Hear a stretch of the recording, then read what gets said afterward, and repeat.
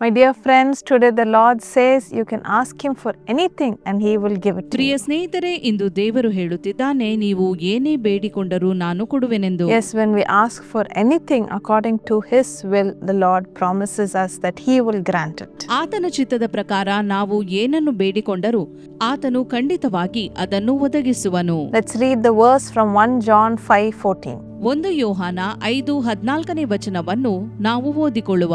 If we ask anything according to His will, He hears us. ನಾವು ದೇವರ ಚಿತ್ತಾನುಸಾರವಾಗಿ ಏನಾದರೂ ಬೇಡಿಕೊಂಡರೆ ಆತನು ನಮ್ಮ ವಿಜ್ಞಾಪನೆಯನ್ನು ಕೇಳುತ್ತಾನೆ. Yes, so many times we pray according to our plans.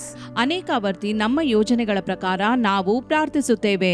We have something planned out for us. We want to get married at this age. We want to finish our degree at this age.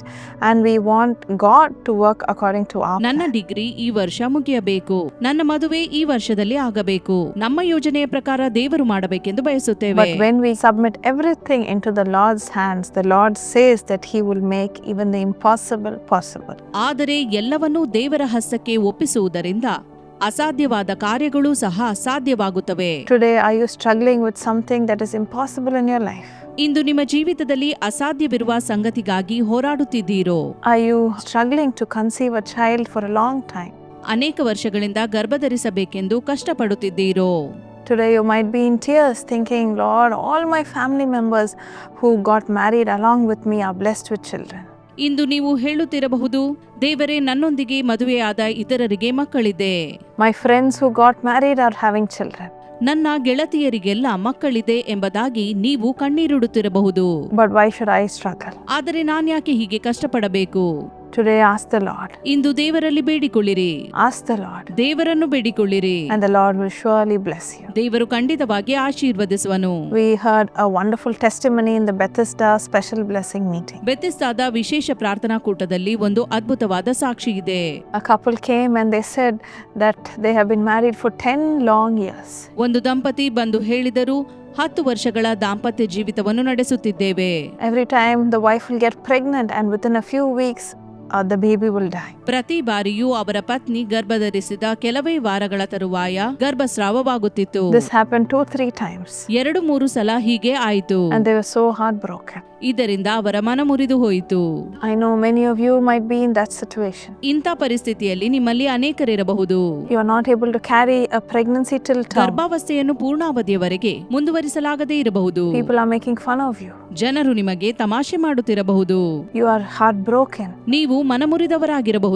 They were also in the same situation. ಅವರು ಕೂಡ ಇಂಥ ಪರಿಸ್ಥಿತಿಯಿಂದ ಹಾದು ಹೋಗುತ್ತಿದ್ದರು. They came to the Bethesda prayer tower in 2023. Bethesda ಪ್ರಾರ್ಥನಾ ಗೋಪುರಕ್ಕೆ 2023ರಲ್ಲಿ ಬಂದರು. And when uncle and auntie prayed over them, they prophesied saying, next year you will have a beautiful baby. ನನ್ನ uncle ಮತ್ತು ಆಂಟಿ ಅವರಿಗೆ ಪ್ರಾರ್ಥಿಸಿದ ತರುವಾಯ ಬರುವ ವರ್ಷ ನಿಮಗೊಂದು ಮಗುವಿರುವುದು ಎಂಬುದಾಗಿ ಪ್ರವಾದಿಸಿದರು. And believe it or not, the exact time next year the Lord blessed them with a wonderful boy baby. ನೀವು ನಂಬುತ್ತೀರೋ ಇಲ್ಲವೋ, ಮುಂದಿನ ವರ್ಷ ಅದೇ ಸಮಯದಲ್ಲಿ ಅವರಿಗೊಂದು ಗಂಡು ಮಗುವಿತ್ತು.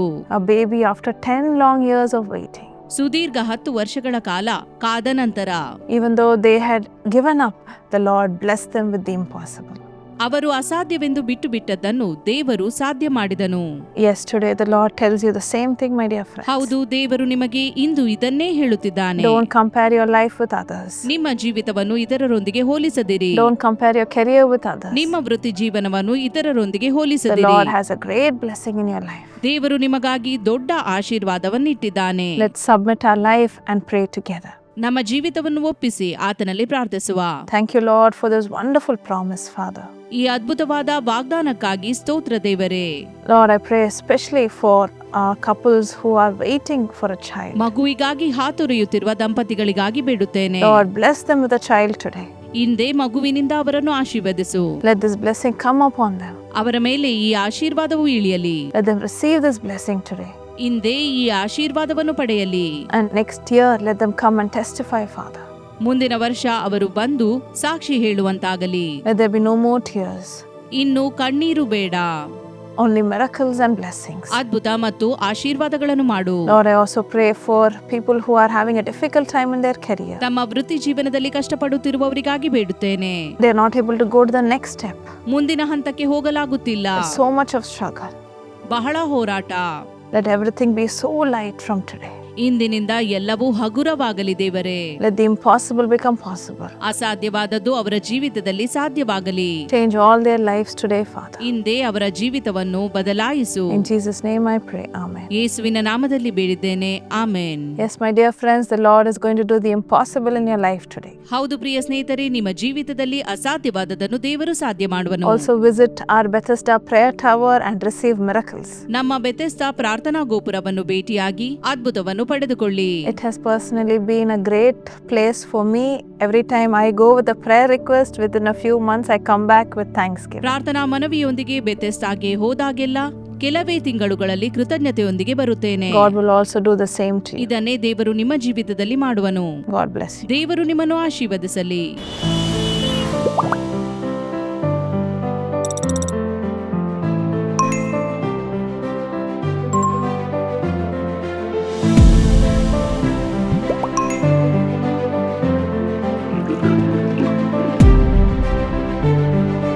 क्या आप ये सब सुनकर थक चुके हैं? कोई नौकरी नहीं, आवेदन अस्वीकृत, पद भर चुका है।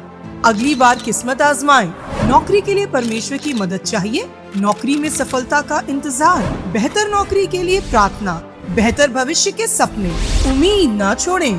जब सारे दरवाजे बंद लगे तो परमेश्वर वो दरवाजा खोल सकते हैं जिसे कोई बंद नहीं कर सकता। अस्वीकृति को अपने भविष्य को परिभाषित ना करने दें। इस स्वतंत्रता दिवस पर जीसस कॉल्स के बिल्कुल नए ऑनलाइन प्रार्थना समारोह में शामिल हों, जो 15 अगस्त को सुबह 11 बजे से जीसस कॉल्स के YouTube, Facebook और Instagram चैनलों पर लाइव प्रसारित होगा। डॉक्टर पॉल दीनाकरण और सैमुअल दीनाकरण द्वारा विशेष प्रार्थना, स्टेला रमोला और डैनियल डेविडसन द्वारा आराधना। आपकी सफलता एक प्रार्थना से शुरू हो सकती है। अपनी प्रार्थना निवेदन हमारे साथ बांटें। ऑनलाइन प्रार्थनाएं प्राप्त करें। एक प्रार्थना आपका भविष्य बदल सकती है। ಪ್ರೀತಿಯ ಪ್ರಾಯೋಜಕರೇ, ನೀವು ಈಗ ನನ್ನ ಧ್ವನಿಯನ್ನು ನಿಮ್ಮದೇ ಭಾಷೆಯಲ್ಲಿ ಕೇಳಬಹುದು. ರವಿಚಂದ್ರ ಚಲಾವಡಿಯವರೇ, ದೇವರು ನಿಮ್ಮ ಹೊಸ ವಾಹನವನ್ನು ಆಶೀರ್ವದಿಸಲಿ. ಇದು ದೇವರಿಂದ ಬಂದ ಉಡುಗೊರೆ. ಇದನ್ನು ಆನಂದಿಸಿ. ತಂದೆಯೇ, ಇದನ್ನು ಆಶೀರ್ವದಿಸು. ಯಶಾಯ 58:11 ಪ್ರಕಾರ, ನೀವು ತಂಪಾದ ತೋಟಕ್ಕೂ ನೀರಿಗೆ ಮೋಸವಿಲ್ಲದ ಬುಗ್ಗೆಗೂ ಸಮಾನವಾಗಿ ಇರಲು ಅವನಿಗೆ ಕೃಪೆ ನೀಡು. ಆಧ್ಯಾತ್ಮಿಕವಾಗಿ ಆಶೀರ್ವಾದಗಳು ಎಂದಿಗೂ ಕಡಿಮೆಯಾಗದಿರಲಿ ಮತ್ತು ಸೇವೆಯ ಆಶೀರ್ವಾದಗಳು ಯೇಸುವಿನ ಹೆಸರಿನಲ್ಲಿ ಹರಿಯಲಿ, ಹರಿಯಲಿ, ಹರಿಯಲಿ. ಯೇಸುವಿನ ಹೆಸರಿನಲ್ಲಿ ಆರ್ಥಿಕ ಸಮೃದ್ಧಿ ಹರಿಯಲಿ. ಉತ್ತಮ ಆರೋಗ್ಯವಿರಲಿ. ಯಾವುದೇ ಕಷ್ಟಗಳಿರದಿರಲಿ.